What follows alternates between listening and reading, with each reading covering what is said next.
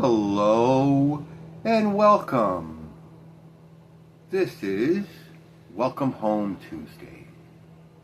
And this is the Peace Party. My name is Carrie and I'm your host, and thank you for joining us. Last week we were talking about housing, and every Tuesday we're going to be talking about it. I wanted to reiterate some of the things we had talked about last week and then elaborate a little bit more on a couple of new things that have to do with housing. One of the things that we wanted to start off with is a little bit of a positive, especially considering now that it's springtime. And a number of our communities throughout Chicago, but throughout the United States, depending on what town or city you live in, we have a number of vacant lots. And what we're seeing in some municipalities and in other parts of the world, whether it be Europe or Asia or what have you, that they're taking control of their communities and using this vacant land to plant food, whether it be fruits or vegetables. It's a little bit subversive, if you will, a little bit underground, but quite seriously, it's one of the most peaceful things that you can do. Grow fruits and vegetables. And we are encouraging people this year to look at their communities and look at their vacant lots in their neighborhoods and say, do we really want to be looking at this all summer, or do we want to use it? And often these vacant lots have been sitting there without a fence, without a barrier, without a no trespassing sign for a number of years. And I am not an attorney, so I'm not speaking at this from a point of view of an attorney, and I'm not giving legal advice. But as I understand it, when a vacant lot is lacking in a no trespassing sign, the people are a little bit more free in their movement. And it could even be claimed, if you will, if you have a really good attorney, that the property's been abandoned and then therefore should be turned over to the people through eminent domain. So when we say do a community garden on a vacant piece of land, we're certainly not saying go invade a piece of property that has a big fence around it and it says no trespassing. We are talking about those pieces of land that have been just abandoned, at least in its appearance, and are just perfect for reaching across the sidewalk to that dirt right along the sidewalk and being able to plant some green peppers or tomatoes or what have you. So this is one of the things that we are suggesting that people do throughout the country as the springtime moves into the summer. Because one of the things about a community is always about sharing and about getting to know one another. And that's one of the beautiful things about a community garden, is that it actually allows for people from all around the neighborhood, different economic backgrounds, different religious backgrounds, different cultural backgrounds, to get together because for whatever reason, we do all like fruits and vegetables. It's just how we're wired. And so when you meet somebody who's got a beautiful tomato plant, and then you've got your zucchini plant, and your zucchini plant is growing real tall and the vines are reaching up, two of you can share your stories of how you grew your plants and what your secrets were. And you can't ask for anything more special than meeting a new neighbor over something as simple as food. And so we look at that as one of our proposals, and we're going to keep talking about it as the spring keeps moving along, because we look at it as something that is a little bit subversive, but the benefits so outweigh the costs. And in general, you're not going to find police officers looking to handcuff somebody for growing fruits and vegetables. What you're probably going to end up with is, don't do that type attitude. And it's why you also, in these kind of community situations, always want to know who your police officers are. And that's the best thing about a community organization, a block club, is that you have people in your community who do know who the specific officers are, who are responsible for your area, for your neighborhood, and you can build a relationship so that you don't end up with some Gestapo-type police officer all upset that you grew tomatoes. That's a bit ridiculous, But let's face it, one of the reasons why we talk on Wednesdays about law enforcement reform is that there are a few of those out there right now, today in the United States of America, but this is true throughout the world. There are some people in law enforcement that do so just because they're bullies, and they want to be bullies, they want to be in charge, they want to be able to do what they want, and they want to be able to control you, they want to be able to control me, they want to be able to control anything and everything that they just feel they have a right to control. Nobody has a right to control anyone. Nobody has a right to control anything except maybe yourself. You have a right to control yourself. That's a personal thing. But me being able to control myself, who I am, what I want to do, has nothing to do with you and who you are, what you want to do.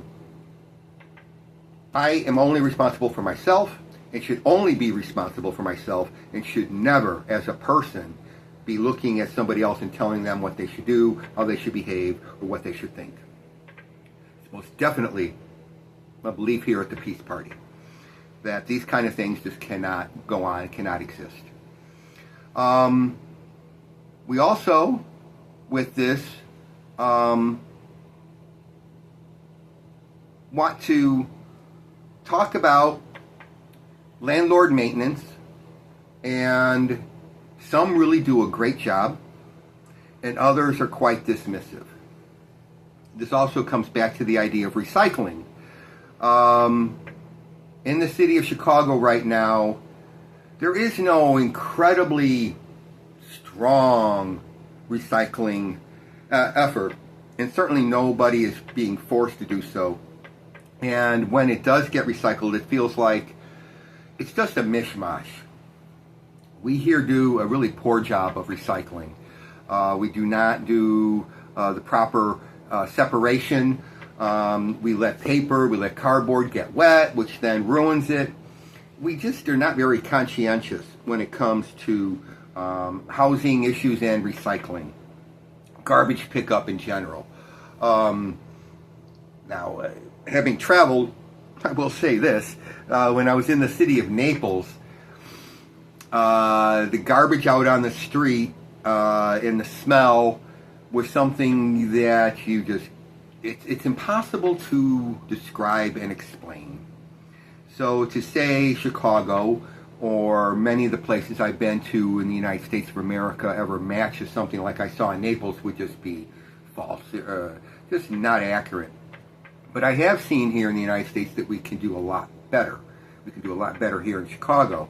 And so down the road, when we get to September, one of the things that we want to see at the convention is a discussion of how we deal with our garbage, how we deal with recycling, and how we can make recycling better.